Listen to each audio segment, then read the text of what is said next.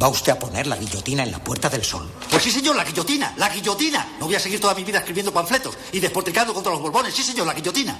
La reina.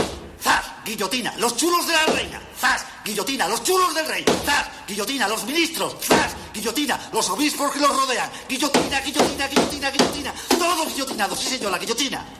¿Ha terminado usted? Sí, señor. Vamos a comer. Welcome to Carne Cruda, the album. Join us for danger, excitement, innovations and...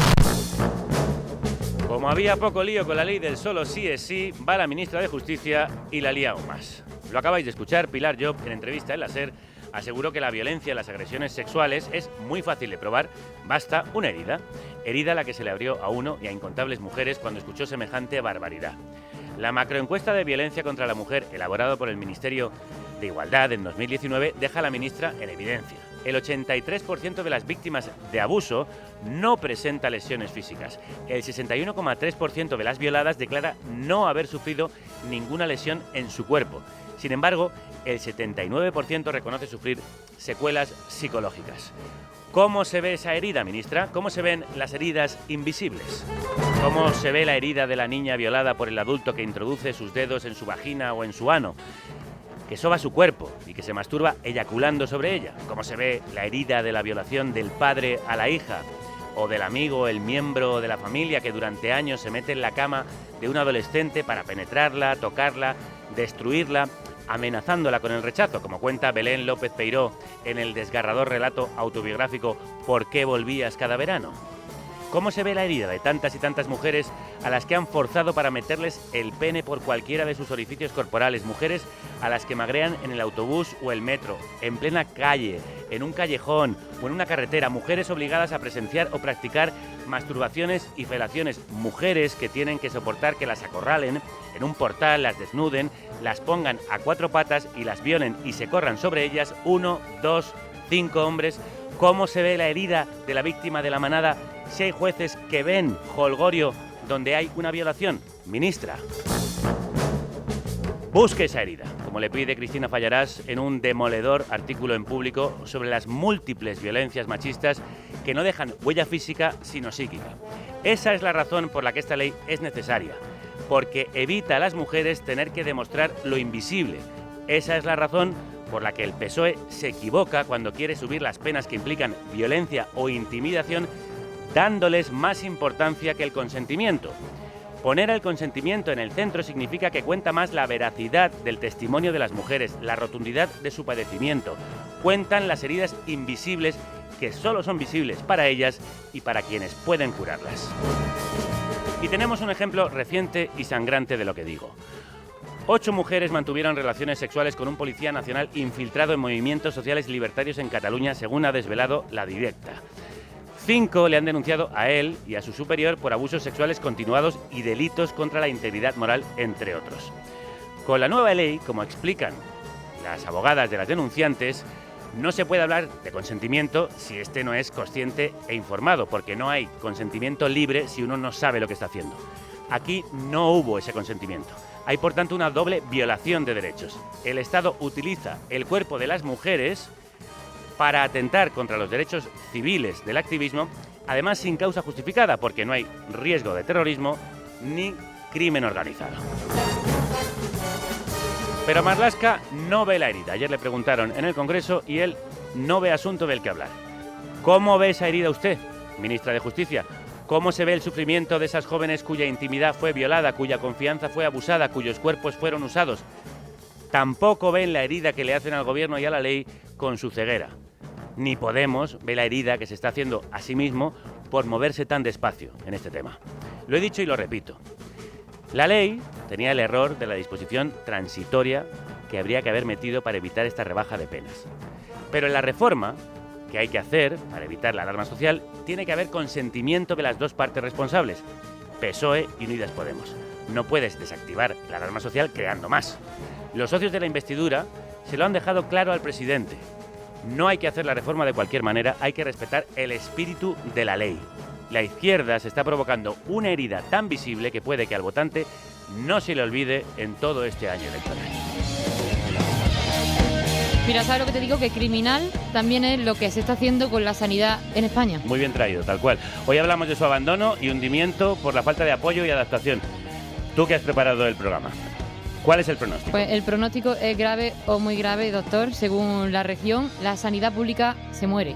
Bueno, pues vamos a ver cuáles son las claves que hay detrás de este desmantelamiento, de este a oeste, de norte a sur. Aquí Marta, médica de familia de Granada. La sanidad pública se desmantela y se desmantela sobre todo la atención primaria y la atención a la salud mental. Nos quedaremos sin este sistema sanitario del que tanto presumíamos. Las estrategias de modernización parece que esconden en el fondo dificultar el acceso al sistema sanitario a las personas mayores, a los migrantes, a las personas con nivel socioeconómico más bajo. Nos afecta a todos, aunque no lo sepamos. Todos vamos a necesitar del sistema sanitario público, por problemas banales y algunas veces por problemas graves. Defendámoslo con uñas y dientes. Desde Granada, con mucho cariño, apoyamos a Madrid, apoyamos a todas las regiones que están peleando por seguir teniendo ese sistema sanitario público que nos merecemos como sociedad. Un saludo. Un saludo para ti, me han dado ganas de levantarme y aplaudir. Sí. Muy fuerte a Marta, gracias por tu trabajo, por escucharnos, por este mensaje tan contundente y por tu apoyo a todos esos que pelean como tú por nuestro sistema de salud público.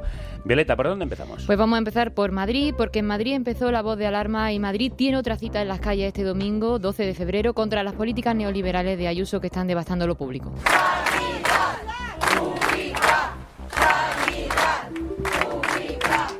En la comunidad que más ingresa y menos gasta en sanidad, todos los días suena esta consigna, porque los médicos y médicas de atención primaria llevan 2 meses de huelga para reclamar más recursos al gobierno del PP, que sigue incumpliendo sus promesas con estos profesionales, a los que ha citado para una nueva reunión la semana que viene. Así, sin prisa, a pesar de lo que dura la protesta, de que hay manifestación el domingo. Bueno, precisamente por eso lo hacen, porque juegan al desgaste. Pero estos profesionales resisten y el pasado 19 de enero decidieron encerrarse de forma indefinida en una asociación vecinal del madrileño distrito de Hortaleza, que como ya sabéis, porque lo hemos repetido por activa y por pasiva, es el dominio de nuestro querido compañero Ray Sánchez. Crudos días. Crudos días. Estoy haciendo muchos méritos para ver si soy pregonero este año en las fiestas. Te lo estás ganando. Que es el sueño de mi vida. Te lo has ganado, Ray. Pues sí, estos médicos están encerrados en la asociación vecinal de Manoteras, que tras esta puerta quejosa y con achaques se esconde un oasis de participación y solidaridad. También mucho bullicio desde que aloja decenas de médicas y médicos de atención primaria a los que recibieron con los brazos abiertos. Se les ha abierto los brazos porque les queremos, las queremos, son como de la familia para mí. Escuchamos a Juan Cruz, uno de los anfitriones y la persona a la que llamó el doctor Fran García, que es un entusiasta que contagia para promover este encierro en el espacio vecinal. Nos reunimos 15 compañeros para empezar a hacer los primeros turnos y empezamos a sembrar. Oye, ¿por qué no te apuntas? ¿Por qué no te vienes? Y a la semana éramos 60, y a la otra semana éramos 90, y ya somos 150. Porque gusta, porque hombre, aunque te tengas que desplazar de otro punto de Madrid, te merece la pena venir aquí, hermanarte con los compañeros, llevarte una sensación de que no estás solo. Ese es uno de los objetivos del encierro, que los médicos y médicas tengan un espacio balsámico donde encontrar apoyo mutuo. Efectivamente, es un punto de encuentro y de animarnos unos a otros, porque ya llevamos 2 meses y estamos ya con la moral, está siendo muy duro. La verdad es que estar aquí ha sido pues eso, pues una inyección de moral, de que todos compartimos la misma visión de que esto hay que defenderlo. El estar unidos médicos y pacientes, esto es un revulsivo de seguir luchando. Y esta última médica se llama Mar y le encanta carne cruda. Me lo dijo. Bueno, pues le mandamos un beso muy grande a Mar.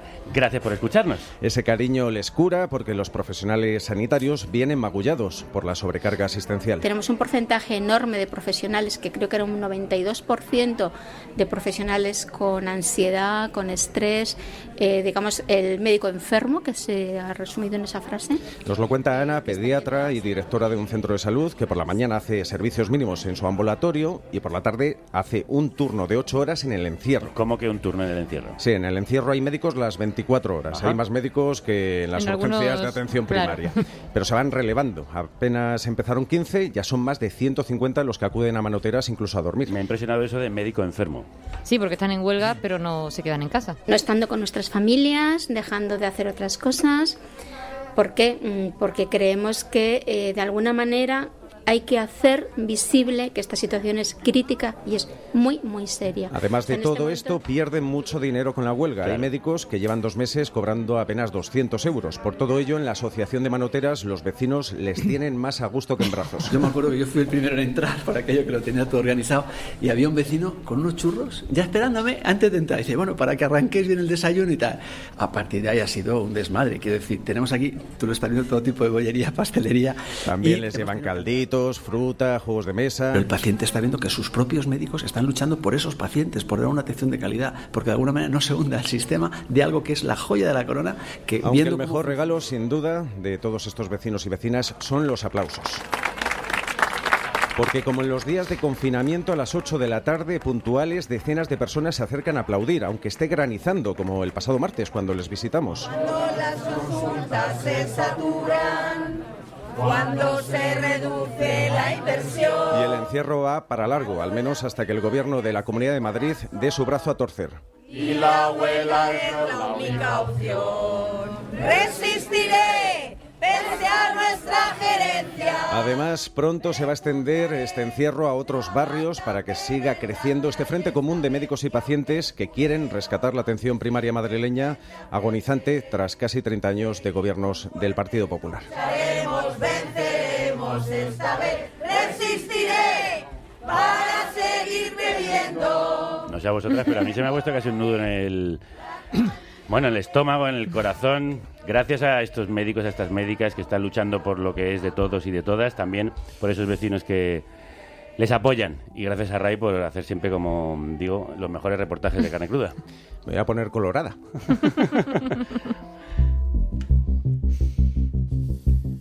Bien, ya lo hemos dicho antes, Madrid ha prendido la mecha, pero toda España es un país en la sala de espera para que te atienda un médico. ¿Cuánto hay que esperar de media, Violeta? Pues unos 80 días de media para ver a un especialista, aunque por supuesto varía según las comunidades y las especialidades. Podemos tardar 8 meses en ver a un neurólogo o 6 meses para ir a urología. ¡Qué barbaridad! También esperamos en la puerta de entrada del sistema, la atención primaria y de familia. Sí, los médicos de familia tienen que atender hasta unos 65 pacientes al día, así que nos toca guardar una media de 9 días para una consulta básica, por lo que mucha gente acaba marchándose a urgencia. Claro. ¿Qué falla? Fallan muchas cosas, pero para empezar, el dinero. La autonomía deberían dedicar a la atención primaria el 25% de su presupuesto en salud, pero solo dedican un 15%. Y por eso, mientras, la medicina privada crece. 1 de cada 4 españoles ya tiene un seguro médico privado. Amigos, amigas, neoliberalismo de manual. Desmontas lo público para que se monte en el dólar lo privado. Doctora, ¿cuál es el diagnóstico entonces? Bueno, se lo vamos a preguntar a los expertos, pero podemos decir que hay desinversión, hay mal gobierno, falta de interés político y hasta campañas de descrédito contra los sanitarios, como estamos viendo en Madrid. Pero también el sistema está anquilosado porque lleva más de una década sin renovarse o modernizarse. Vamos a pasar consulta al sistema de salud en España, un análisis que no es fácil porque, como sabéis, está transferido a las comunidades autónomas. Pero por eso hemos invitado a especialistas con una visión global, además de local. Susana Aldecoa es vicepresidenta de la Sociedad Española de Medicina de Familia y Comunitaria, que agrupa las 17 sociedades de medicina de familia y comunitaria que existen en España y reúne a más de 20.000 especialistas en la medicina de familia. Susana, crudos días. Hola, ¿qué tal? Buenos días. ¿Qué está pasando en la atención primaria de todo el país y qué hemorragias habría que contener de urgencia? Bueno, habéis hecho un buen análisis de lo más importante, la desfinanciación, la falta de interés, la no renovación de un sistema sanitario que está ideado en los años 80 del siglo pasado y que, bueno, pues se ha centrado mucho toda la atención en el hospital, en las nuevas tecnologías, pero se ha olvidado que atención primaria en tantos años necesitaba refinanciarse porque, bueno, la población ha cambiado, hay mayores, cada vez estamos más envejecidos, tenemos patologías más complejas y entonces esto ha llevado a que quizás porque nos gusta mucho nuestro trabajo, pues fuimos tirando, fuimos aguantando, creo que demasiado, hasta que el deterioro ha sido tal que ahora es que esto casi no hay por dónde cogerlo. Hay muchas cosas que hacer para ponernos otra vez en marcha, si es que hay interés, ¿no? Esto que decías del el neoliberalismo que viene, creo que tiene mucho que ver en todo esto, ¿no? ¿Hay interés político? ¿No lo hay en cambiar las cosas? Habría que preguntárnoslo y como ciudadanos también todos tenemos que hacer la reflexión de qué sanidad queremos, ¿no? Muy buena pregunta. Vamos a hablar de las recetas para curar al enfermo con Susana Aldecoa y con otro invitado, Violeta. Sí, hemos invitado a José Manuel Freire, que fue portavoz de Sanidad del PSOE en la Asamblea de Madrid, actualmente es responsable de Ciencia de la Salud del Ateneo y profesor emérito, y además le hemos llamado porque ha sido director general de Atención Primaria de la Junta de Andalucía en los 80, consejero de Sanidad en el País Vasco en el paso de los 80 a los 90 y director de la Escuela Nacional de Sanidad, así que de gestión sabe, ¿no? Ahí es nada, el currículum de este señor. Todo soy un chico ya mayor. Y es un chico mayor. Crudos días. Hola, buenos días. José Manuel, nos hemos acostumbrado a ver privatizaciones, desmantelamiento, sobre todo en hospitales y en especialidades clínicas. ¿Ha llegado ahora a la puerta de entrada del sistema, la medicina de familia? La crisis lleva tiempo. Bueno, antes de nada quiero saludar a la doctora Aldecoa. Y lo mejor que puedo decir de ella es que me gustaría que mi médica fuera ella. Muy bien. Tengo una buena médica, pero la cambiaría a gusto. No está mal como piropo. Y volviendo al enfermo que tenemos en la mesa... Bueno, a saber, tenemos un sistema sanitario que tiene las mejores condiciones comparadas con los países más excelsos, pero tenemos problemas. Yo el primer problema que pondría es que, contrariamente a lo que pudiera parecer, nuestro sistema sanitario está muy bajo en la agenda de prioridades de los políticos, y lo he sido, o sea que hablo con conocimiento de causa. No tiene nada más que ver la rotación de ministros que tenemos, vida media por año y pico, o los 5 viceconsejeros de Madrid, y luego claramente hay políticos que hacen intencionadamente daño al sistema sanitario. El caso de Madrid es único y es especial. Para que se hagan una idea, Madrid tiene 6.7 millones de habitantes. En primaria trabajan 13.000 personas, de ellos 5.232 son médicos, se trabajan en 430 centros. Pues bien, todo esto está dirigido desde un solo centro, una área única que puso el gobierno del PP con la señora Aguirre para que los hospitales privados tuvieran clientela universal. Susana, pero esto no ocurre solo en comunidades del PP. Cuando hemos hecho el mapeo de España, hay problemas en comunidades de distintos partidos. También Esquerra Republicana, Partido Socialista... Cierto, es verdad que la situación de Madrid es muy peculiar, es un poco especial, pero sí es verdad que hay problemas en todas las comunidades, pero precisamente por lo que dice José Manuel, por el desinterés político que hay general en la atención primaria y en el sistema sanitario. Tenemos como...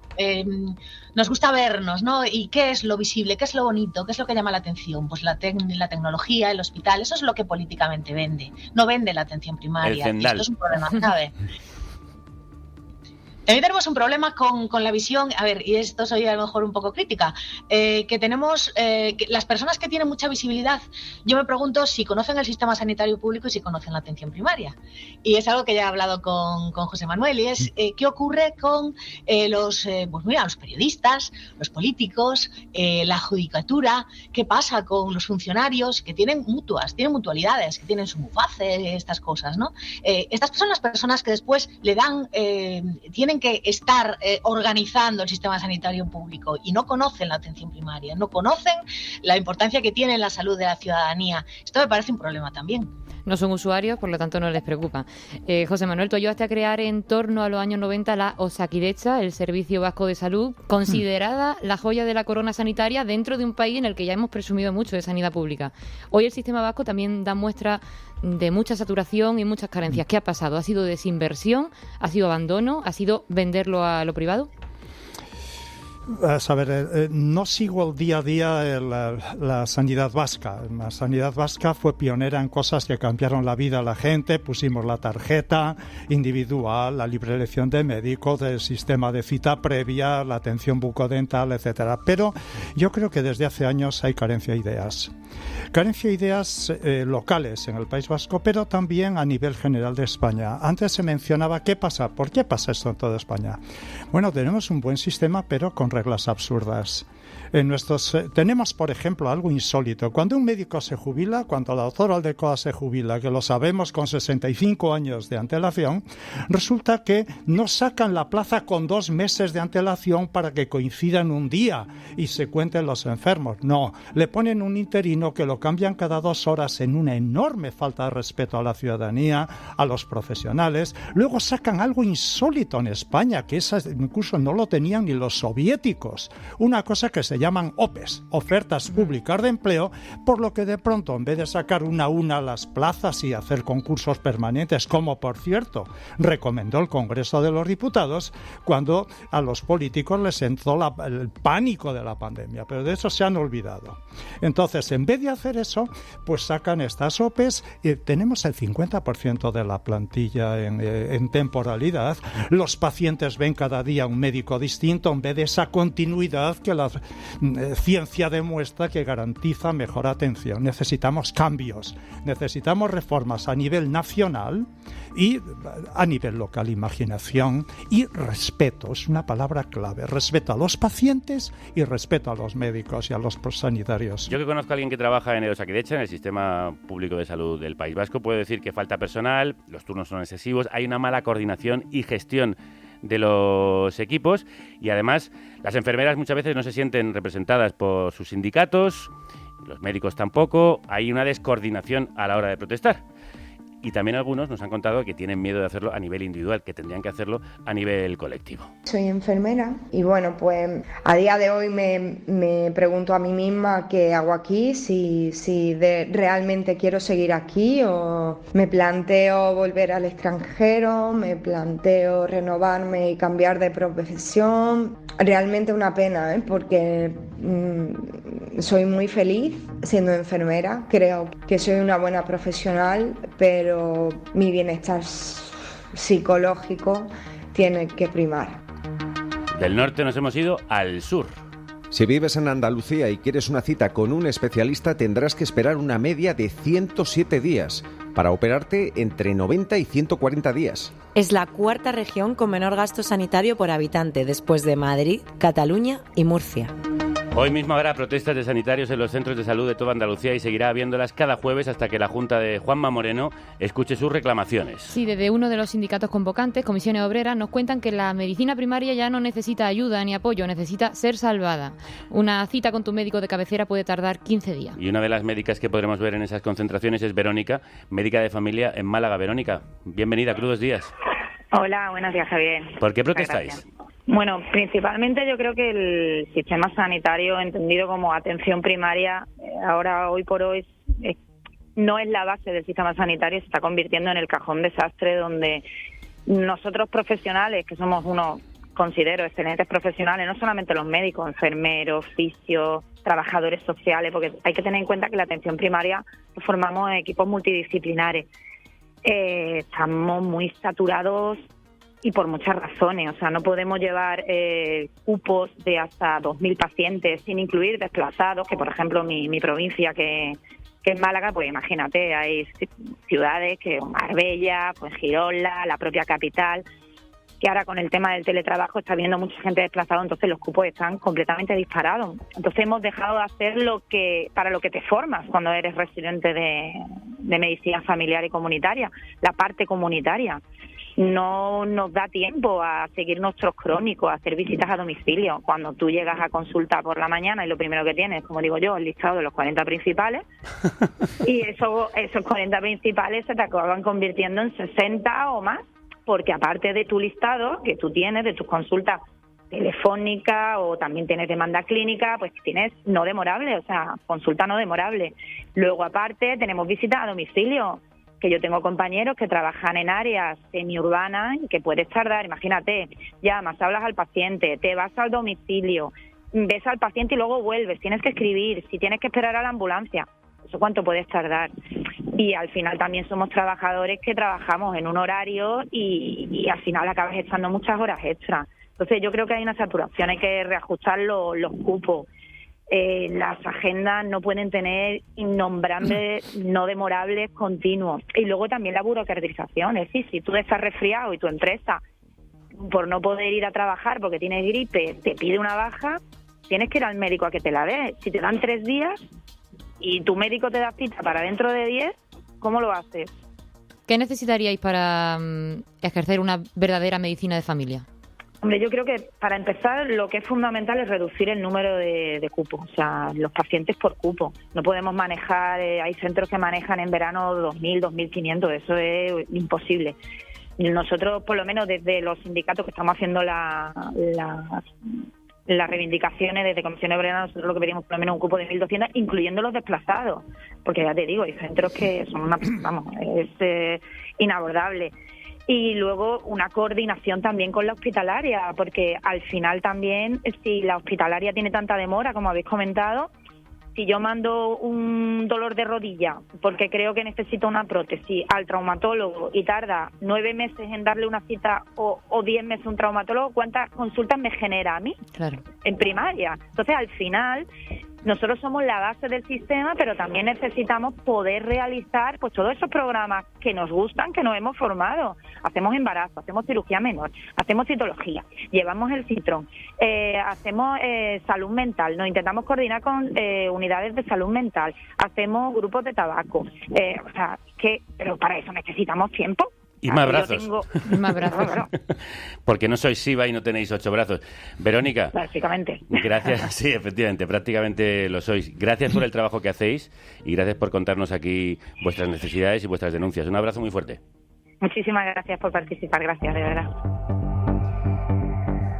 Susana, la verdad es que lo que escuchamos de Verónica se parece mucho a lo que reclaman en Madrid, lo que antes contaba José Manuel. El sistema no se ha transformado para afrontar el envejecimiento de la población y mirar la salud desde la prevención, es decir, reforzando la medicina de familia y comunitaria. ¿Cuántos problemas nos ahorraría haberlo hecho? Pues muchos. Está claro que el diagnóstico de la enfermedad del sistema está hecho, más que hecho. Sabemos qué pasa, hace mucho tiempo que venimos diciéndolo, lo que pasa es que no se ha atendido a lo que había que hacer. Hace falta cambios de calado, hace falta cambios presupuestarios de financiación, pero hace falta también cambios de gestión. Hay que generar nuevos modelos donde haya mayor autonomía de gestión, donde haya gestores más preparados y con visión no cortoplacista, sino hay que mirar un poquito hacia arriba, ¿no? Y hacia adelante. Necesitamos quitar presión en este momento, porque es verdad que el sistema está demasiado presionado y está reventando. Pero también hace falta que estas medidas no hipotequen el futuro, que tengamos ya una visión de futuro donde haya distintas competencias por categorías profesionales, donde se disminuya la carga impropia de tareas que hace la medicina de familia y también la carga propia, donde el sistema MIR se mida bien, ¿no? Hay especialidades excedentarias y otras deficitarias, pues equilibremos el sistema, hagamos un cálculo de jubilaciones, de qué necesitamos para los próximos años, pero sobre todo hay que cambiar la organización intracentro, quitar competencias que no deberían hacer los médicos de familia, trasladarlas, reorganizarnos, etcétera. Por lo que está diciendo Susana, José Manuel, no es solo una cuestión de más dinero, sino de distribuir bien ese dinero, de moverlo con inteligencia. Efectivamente, más dinero sin duda es necesario, no el 25%, eso que es una cifra que no sale en ningún sitio, esto es importante. Pero no debería ser tanto, eso que dicen del 25% de atención primaria, ¿te parece una exageración? Es un invento que no sé dónde ha salido, no tiene ninguna base. Bueno, pero soy de estas cosas. Algo más del 15 igual sí que habría que tener. Todo lo que sea necesario, y es necesario mucho. No sé si es el 15 o es el 50. Vale, pero la primaria debe tener todo lo que sea necesario y es necesario más de lo que ahora tiene. Yo empezaría por cosas simples que mejoran la realidad. Por ejemplo, medio urbano. En Madrid se trabaja a turnos. De 8 a 2, de 2 a 9. Ese turno, la mayoría de nuestros médicos son médicas, madres de familia, también padres de familia, cada día más conscientes. Si tuvieran un despacho propio personal con la llave y tuvieran eso que dice Susana, pudieran organizar autonomía de organizar su consulta, cubriendo horarios que den amplitud, cambiaría el mundo para nuestros profesionales.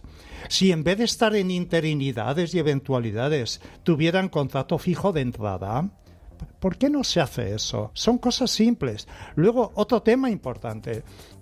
Muchos médicos, fui hace 2 días a mi médica, hace unos días, tiene que gritar desde el despacho el siguiente porque no tiene nadie que le ayude. Hablamos y hay que hacerse también autocrítica interna. ¿Sí? Hablamos de que tenemos equipos. No nos engañemos. En los centros de salud hay plantillas, no equipos. Y que no es lo mismo. No es lo mismo estar trabajando con las mismas personas a las que conoces y que te conocen, que no con el que va y que viene. No, y hay un conflicto real en la práctica diaria, por ejemplo, entre médicas y enfermeras. Las enfermeras tienen 15 consultas y 15 en consulta y los médicos 40. Y no siempre trabajan en equipo y colaboradoramente. Sí, aunque en los hospitales ocurre al revés. Son las enfermeras las que más atienden a los pacientes y los médicos menos. En los hospitales no existe esta suerte, que existe mucho en primaria. Es decir, no nos debemos engañar. El sistema es bueno, pero necesita cambios. Fue diseñado hace muchos años con unos supuestos que hoy no se dan. Esta idea de conciliación, de autonomía primero de los médicos a su propia agenda, pero también de los equipos de los centros. Esto es clave. Mencionaba el centralismo de Madrid, pero se da en otros sitios. Se da en otros sitios y vamos a recorrerlos. Lo que está claro es que no se escucha a los médicos. No que se los escucha. Problemas vienen de no sentarse con ellos a escucharles. ¿A dónde nos vamos, Violeta? Nos vamos a ir a Galicia. El 25% de los médicos gallegos tiene más de 65 años. Más de la mitad tiene más de 55. La región tiene problemas para cubrir sus plazas en medicina de familia. ¿Qué está pasando allí? Allí la Xunta de Galicia intenta que la huelga de médicos no llegue a su territorio, pero sindicatos como el Omega han convocado una nueva manifestación este 12 de febrero, coincidiendo con la de Madrid. Manuel Rodríguez Piñeiro es médico de familia y secretario general del sindicato. Rudo día, Manuel. Buenos días. ¿Cuál es? Estoy un poco afónico, ¿eh? Bueno. Pues no está la sanidad como para ponerse malo. No. ¿Cuál es la enfermedad de la sanidad gallega y por qué ha empeorado en los últimos tiempos? Vamos a ver, la enfermedad que tiene la sanidad gallega es un poco la de toda España, porque desde hace muchos años se ha venido recortando en profesionales de una manera clara. Lo estabas diciendo antes, no hay profesionales suficientes. Y los profesionales que hay que están en precario. Aquí en Galicia se está empezando a tomar unas medidas que nosotros hemos propuesto en su momento, medidas que es empezar a hacer contrataciones de todos los profesionales simplemente por sus méritos. Eso de OPEs para los profesionales facultativos nos parece una auténtica aberración. Desde el momento que un médico tiene que pasar una selectividad muy dura para poder entrar en la facultad, 6 años de carrera, después 1 año de preparación para hacer un MIR y sacar una buena nota para poder hacer la especialidad, y después 4 o 5 años, dependiendo de la especialidad, tiene que evaluarse año a año. Yo creo que ya es evaluación suficiente que demuestra su capacitación. Es más, se demuestra a nivel de todo el mundo que es uno de los mejores sistemas de formación que tenemos. Nuestros profesionales están perfectamente preparados para empezar a trabajar en cualquier momento. Con lo cual, lo primero que hay que hacer es todas las plazas que haya vacantes y que puedan ser necesarias, tienen que ser cubiertas con todos los residentes que mismos salen. No permitir que los residentes se vayan. Con lo cual, es darle la plaza en propiedad ya, desde el minuto 1. Eso evitaría que nuestros compañeros se vayan al extranjero como se están yendo. Aquí en Galicia lo hemos sufrido durante años, hace unos años, que se iban a Portugal en masa. No es que se iba a Portugal 1 o 2, iban muchos. Con lo cual, y ahora están empezando a regresar. Pero es una situación muy mala la que tenemos. Tenemos un déficit importante de profesionales. Ahí había un señor, no sé quién era, perdonen, que comentaba la ayuda. Hace años los médicos teníamos auxiliar o enfermera en nuestra consulta que nos echaba una mano. Ahora las consultas están vacías. Estamos solos en nuestras consultas con el paciente y con un ordenador, al cual le hacemos más atención al ordenador que al paciente, algo que es inaudito en el momento actual. Tenemos que atender a nuestros pacientes, no atender un ordenador. Para eso tenemos que tener personal al lado nuestro que nos eche una mano. Manuel, tenemos que llamar a nuestros pacientes, sí, dígame. Manuel, ¿la Xunta está escuchando? ¿Está tomando alguna medida? Vamos a ver, la Xunta está tomando medidas, como le dije antes. Estamos siendo un poco pioneros nosotros en reclamar a la Xunta, y la Xunta, por ejemplo, en este momento ya ha convocado un número de plazas de atención primaria que ya las ha cubierto por el método que acabamos de decir, y ahora ayer mismo el presidente de la Xunta anunció que iba a convocar 400 plazas por este mismo método de propiedad por concurso de méritos, de capacitación, para el territorio gallego. Nosotros consideramos que es totalmente insuficiente porque el número de personas que tenemos en este momento en precariedad es mucho más elevado que eso. Entonces, lo que necesitamos es que se convoquen todas las necesarias, no solo las plazas que en este momento, entre comillas, considera la administración, no. Todas las que necesita en este momento la población gallega para ser atendida correctamente. Pues esperamos que os escuche. Manuel Rodríguez, secretario general del Sindicato Médico Omega, muchas gracias. Gracias a vosotros, sí. Algo de lo que hablaba Manuel y que he oído repetir mucho a los médicos es que no pueden, teniendo además esa carga de pacientes tan grande, tener que estar atendiendo la burocracia, José Manuel. Sí. Vamos a ver, una de las cosas que piden todos mis colegas expertos en esto es que hay que desburocratizar para profesionalizar. Como ha comentado el compañero de Galicia, los médicos trabajan muy solos. No tienen gran parte del trabajo, lo comentó hace poco en una entrevista una profesora de la Universidad de Canarias, de Gran Canaria. Que hoy va a estar aquí. Sí. Fantástico. Mujeres más sabias, estas cosas. Tenemos a lo mejor de de cada casa. Vale, sí. Hay que hacer excepciones, pero vale. Vamos a ver, los médicos tienen que ejercer de médicos, no de administrativos, no de secretarios de sí mismos. Este es el mix y para esto se necesita, vamos a ver, si no somos capaces de tener equipos, por lo menos tengamos jerarquías profesionales. Los portugueses están haciendo una reforma muy interesante que convendría mirar. ¿Por qué? Pues porque los portugueses son mucho más prácticos. Siempre nos quedará Portugal, ya lo he dicho Siniestro Total. Mucho más práctico y más tranquilo. A saber, España y Portugal somos los dos únicos países europeos con médicos empleados públicos. A este nivel. Esto es importante tenerlo. ¿Y qué están haciendo bien los portugueses? Los portugueses están generando equipos desde sus plantillas con todo el apoyo a la administración. No es una mala idea. Es muy buena idea. Y de allí, de muy cerca, es Susana, que conoce bien el territorio gallego. Nos comentabas que uno de los grandes problemas es la dispersión de población. ¿Qué necesitan estas zonas rurales que no les llega?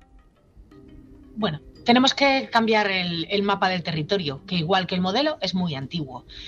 No tiene sentido tener un médico en la puerta de cada casa si ese médico no es capaz de aportar los mismos recursos a toda la población, viva en un pueblo pequeño, viva en una ciudad.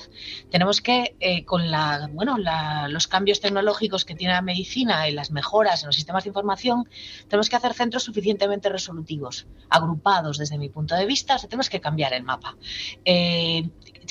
La atención del paciente debe ser prestada donde el paciente lo necesita, generalmente en el domicilio. El domicilio es el núcleo donde tenemos que dibujar un nuevo modelo. O sea, es donde está el ciudadano. Y si hay que ir a los domicilios, hay que ir a los domicilios. Y tendremos entonces que cambiar la estructura, la organización. No sirve de nada tener un médico al lado si solo tiene sus manos, si no tiene ninguna herramienta que le permita hacer lo que le permite a la ciudad. El retinógrafo, el ecógrafo, la enfermera gestora de casos, etcétera. Todo esto hace falta agruparlo. Y luego que el paciente en su domicilio reciba la atención que pueda ser prestada allí. O sea, el mapa hay que cambiarlo de forma completa. En las ciudades también tenemos problemas. Varía mucho de unas comunidades a otras, pero os puedo decir, por ejemplo, en mi comunidad no hay zonificación en la ciudad. Un médico puede desplazarse durante 3/4 de hora para atender un domicilio. No tiene sentido ninguno. Libre acción de médico, por supuesto, pero con un orden dentro del territorio que permita trabajar con la comunidad. Pues ha sido un placer escucharte. La verdad es que seguiríamos haciéndolo, pero Susana Aldecoa tiene que marcharse esta mañana a un viaje, así que te vamos a dejar irte. Ella es vicepresidenta de la Sociedad Española de Medicina de Familia y Comunitaria. Muchas gracias. Un placer compartir. Muchas gracias a vosotros. La verdad que este último año ha sido el año récord de recaudación de la sanidad privada en España y se está derivando todo a la sanidad privada, no solo ya directa, o sea, presionando indirectamente a la población que al encontrarse pues que la cita con el neurólogo, la unidad del dolor o para operarse una hernia pues se retrasa de meses y meses, siendo yo he visto incluso dar citas para 2026 y 2025 remiten muchísimos pacientes, o sea, esto te lo digo que pasa quedamos con José Manuel Freire para hablar precisamente de lo que escuchamos, de la sanidad privada, Violeta. Sí, como nos contaba este oyente, 1 de cada 4 personas tiene un seguro privado y en Madrid es el 36% y en Cataluña el 31% de la población. ¿Qué consecuencias tiene para los ciudadanos y para el sistema este crecimiento de la sanidad privada? Para mí es el indicador más preocupante de lo que tenemos en sanidad. A saber, lo importante de la sanidad pública es el aseguramiento público, la financiación pública. Y cuando las clases medias pudientes votan con los pies a comprarse un seguro privado y teniéndolo público, quiere decir que algo funciona mal. Por lo tanto, es importante hacer las reformas para que esto no ocurra, lo que hablábamos antes de la primaria. Y el problema es que peligra la sostenibilidad social. La sostenibilidad social es la voluntad de los ciudadanos de seguir pagando impuestos para tener buenos servicios públicos.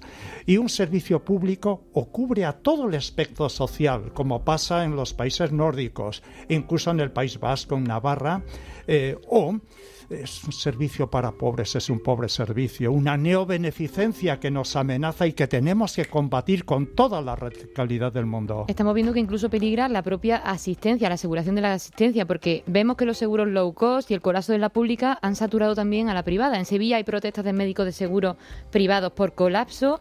En Valencia las consultas privadas con especialistas están saturadas. ¿La privada también puede colapsar o esto es solo una técnica para que sigamos viendo crecer centros sanitarios privados? La privada está colapsando también. Está colapsando porque además dentro de la privada, algo que la gente no sabe, hay categorías y clases sociales. El privado es el privado A. Luego viene el privado de seguro y en el último de seguro privado de indemnización. Y luego está el privado de estos seguros basura a 2 euros, que para lo único que sirven es para una consulta de mala muerte con médicos pagados, estos sí explotados por las aseguradoras, mucho más que lo están los de nuestros centros de salud, que esto no lo sabe la gente. Ya lo decían nuestras abuelas, lo barato sale caro. Sale caro a todas las partes, menos a los que se están embolsando el dinero.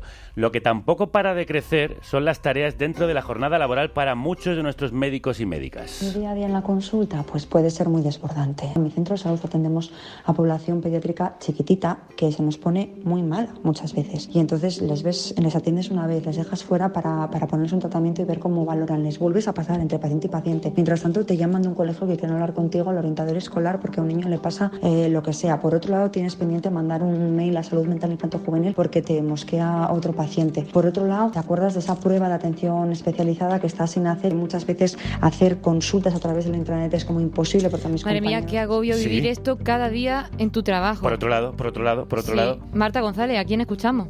Bueno, pues ella es Arantxa Mosquera, es pediatra de atención primaria en un centro de salud en Pamplona.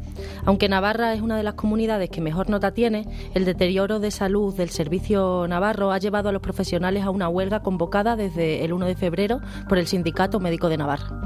La sobrecarga laboral que tenemos los médicos de los centros de salud provoca una peor atención a los pacientes con una menor dedicación en cuanto a tiempo, prisas, que acaba detonando en que tengamos una peor calidad porque tenemos agendas interminables con luego derivaciones urgentes por nuestro equipo de enfermería, muchísima burocracia que a la larga acaba provocando también una mayor derivación especializada y por eso se dilatan también las listas de espera. La espera para ver a un especialista es de 87 días y 120 una cirugía general o digestiva, el triple de la media de España. La saturación influye en las condiciones laborales de los médicos, pero no es solo una carga de trabajo, también de salarios. Para Arantxa, ese es uno de los puntos claves de la fuga de médicos a otras comunidades. Nuestro sueldo se lleva 1.000 euros de diferencia con nuestra comunidad vecina, como es el País Vasco, y esto, además de ser injusto, que hacemos en nuestro trabajo, hace que acreciente el problema de la fuga de médicos que tenemos en Navarra. Se nos van al País Vasco y a La Rioja. ¿Alguna cosa más, Marta? Pues sí, mira, además de esto, en Navarra también se repite un cierto enfrentamiento entre las reclamaciones de sindicatos de médicos frente a las de otros que engloban a más profesionales de la sanidad. En el caso de la comunidad foral, los médicos pelean por eliminar la exclusividad para poder atender en el sector privado. Y esto está derivando en agendas paralelas entre unos sindicatos y otros. Espera, que estaba escuchando aquí, viendo a José Manuel. Le queríamos preguntar por esto a José Manuel, porque en varias regiones nos han hablado de división entre demandas de los médicos que se organizan de manera independiente y las del resto de sanitarios. ¿Esto es un problema más? ¿Un divide y vencerá? Bueno, a saber, este es un tema de fondo en sanidad. El mundo sanitario está organizado por profesiones Y ciertamente las demandas de los médicos tienen poco que ver con las de otros profesionales. Sucede una cosa en el sindicalismo médico. En la medida en la que los médicos, diríamos, más progresistas, no se sindican en el sindicalismo, tienden a no sindicarse en el sindicalismo estrictamente médico, en algunos lugares, como puede ser el caso de Navarra, el sindicalismo médico no es representativo de la profesión, sino de unos determinados médicos con unos determinados intereses y con una determinada visión política de la sanidad y de la profesión. Ojo a eso. No es comparable el sindicalismo médico de Madrid con el sindicalismo médico de otras comunidades y no menciono. Bueno, pero deberíamos mencionar por lo menos a qué te estás refiriendo. Digamos que unos están defendiendo más lo público y en tu opinión hay otros que están defendiendo más a patronales de la sanidad privada. El sindicalismo médico de la sanidad pública más difundido y compartido no está abogando porque acabe la exclusividad. Exclusividad, para los oyentes que no lo sepan, es que es un complemento que tienen los médicos de hospital si no ejercen el sector privado, es decir, se dedican todas sus energías profesionales a su trabajo en el sector público. Los médicos de familia no pueden trabajar en el sector privado. Cuando vemos todas estas diferencias entre comunidades, a veces uno se pregunta, ¿habría que recentralizar el sistema de salud o esta es una idea absolutamente equivocada? Esta idea es una idea imposible en el país que nos hemos dotado. Tenemos unas comunidades autónomas y, por lo tanto, lo importante de esto es aprender unas de otras y que los ciudadanos exijan a sus gobiernos autonómicos, por ejemplo, ahora en las elecciones de mayo, responsabilidades sobre cómo gestionan aquello de que gestionan. Pero no habría que hacer un plan nacional de salud que obligara a ciertas cuestiones de inversión, organización, coordinación, para que no haya esta sensación de que cada uno va a la suya y de que el funcionamiento no. Esa es una idea tan buena como imposible, improbable y innecesaria. Países como, por ejemplo, Estados Unidos, en otro orden de cosas, tienen algo parecido a un plan nacional de salud, no de servicios sanitarios. Pero lo importante es tener a nivel local ciudadanía activa que exija a sus políticos que lo público los servicios públicos funcionen bien. No va a funcionar en España un plan nacional de salud porque las competencias están en la Constitución, están en la práctica de estos 40 años y realmente no sería necesario para hacerlo bien. Vamos a seguir recorriendo España. ¿Dónde nos vamos? Pues nos vamos a ir a Valencia y vamos a hablar de otro ámbito porque no es solo la primaria. Un informe del Consejo General de Colegios de Médicos muestra que el 80% de los médicos residentes trabaja más horas de las que permite la Directiva Europea y que viven situaciones extremas con jornadas que superan las 30 horas. No sé si fue la primera o la segunda guardia que tuve. Estaba atendiendo un paciente con cáncer que vino por una complicación y al tiempo que estaba viendo ese paciente me llamaron que habían llegado tanto un infarto como un ictus que me tocaba atender a mí, ¿no? Porque el resto de mis compañeros estaban atendiendo otras cosas. La situación de verse a las 3 de la mañana teniendo pacientes de muy alta complejidad y que su vida depende de ti, ¿no? Y del resto de compañeros, pues claro, no es lo mismo atender a un paciente a las 4, a las 5 de la tarde, que pues bueno, llevas 7, 8 horas trabajando, que son bastantes, pero bueno, que aún tu capacidad como profesional y como persona pues se mantiene, que a las 3, 4 de la mañana, que estás cansadísimo, que Hemos hablado con Juan Pablo Carrasco, que es coautor de ese informe y médico que lo sufre en carne propia porque es psiquiatra residente en el Hospital Clínico de Valencia. La Comunidad Valenciana es otra de las regiones donde hay amenaza de huelga en atención primaria, pero además este fin de semana se contabilizaron esperas de hasta 60 horas para ser atendido en urgencia hospitalaria. El sistema está pensado para que los médicos residentes saquen mucho trabajo a un coste muy bajo.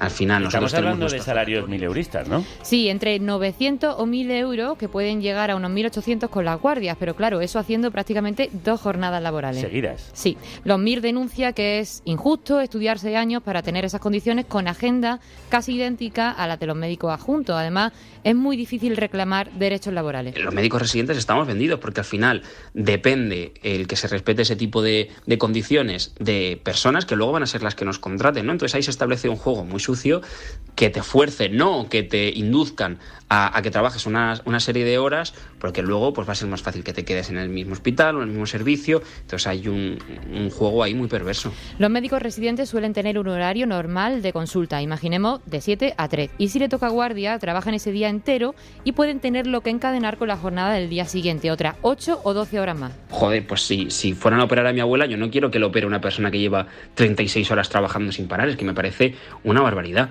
Lo suyo sería que se operara... La normativa europea impone un máximo de 4 guardias al mes, pero muchos llegan a hacer 7 y 8 guardias mensuales. Y es una pena, porque al final ves compañeros que dejan la residencia o que se tienen que dar de baja por las condiciones en las que trabajan. Yo tengo compañeros de mi año que en el 4º año han dejado la residencia y es una pena, es una pérdida de inversión por parte del sistema, pero es que yo, sobre todo mirándolo desde la perspectiva de un compañero, 6 años estudiando medicina, 1 año preparándose el MIR y 4 años que lo deje porque no puede más, pues es que es una injusticia y por desgracia está pasando.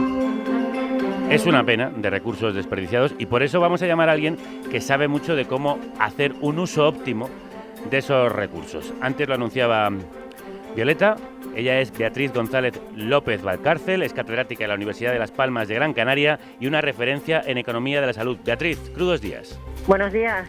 Reclamas un plan de choque para transformar la atención primaria en España. ¿Ese plan cómo debería ser?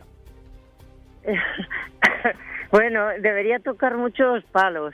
O sea que por una parte hacen falta más recursos, pero hace falta mejor organización y dar paso a nuevas profesiones sanitarias, desburocratizar el trabajo de los facultativos, lo cual se puede hacer pues cambiando, digamos, la forma de trabajar y que los administrativos resuelvan lo que pueden resolver y que no hace falta que resuelva un profesional. Estos son elementos de la fórmula, pero también se requiere que la atención primaria gane prestigio y esto se consigue pues poniendo en las facultades de medicina más atención primaria, primando la investigación en atención primaria, con medidas de ese tipo que sean señales claras, ¿no? También con retribuciones, claro, pero el dinero no lo es todo. El dinero no lo es todo, pero ¿qué parte es falta de inversión y qué parte podría achacarse a un sistema obsoleto? No soy capaz de dar un porcentaje, pero que el dinero no lo es todo, fíjate, una prueba es que este año Cataluña primó a los residentes que eligieran plazas de medicina de familia en zonas rurales de Lleida y de otros territorios, los primó con 9.000 euros más al año, que es bastante dinero para un R1, y sin embargo costó cubrir esas plazas. O sea que el problema no es tanto de dinero como de falta de atractivo para los profesionales. Porque profesionales sí hay, salen de las facultades. El problema es que se marchan incluso a otros países porque aquí no encuentran un trabajo bien remunerado. De las facultades de medicina salen unos 7.000 graduados cada año en España y aparte se homologan en algunos años hasta 6.500 títulos de extracomunitarios, sobre todo de Latinoamérica, ¿sabes? Es decir, que tenemos una masa importante de profesionales. Efectivamente hay algunos que salen fuera, pero quizá las fugas masivas de los médicos de familia, estoy hablando, ¿no? Sí. Sean más que al extranjero, sean a urgencias de hospitales y en parte a la privada también. Porque encuentran más incentivos, entiendo. Sí, porque resulta más atractivo. La formación de los médicos es muy tecnológica, digamos, o sea que hay una fascinación por lo hospitalario y en cambio pues los centros de salud aparecen como, digamos, como si fueran de segunda división. Sí, como pasaba con la universidad y la FP, ¿no? Como universitario es lo bueno, FP digamos, de segunda categoría. Claro, ¿y eso cómo lo corregimos? La contradicción es que médicos de familia muy bien formados, porque están muy bien formados en España, resulta que huyen del centro de salud y acaban trabajando en urgencias de hospital, que es casi lo contrario, ¿no? Que su trabajo. Son muy buenos en urgencias, por eso los demandan mucho en hospitales públicos y privados. Pero claro, no es su misión, no es su trabajo. ¿Cómo corregimos eso?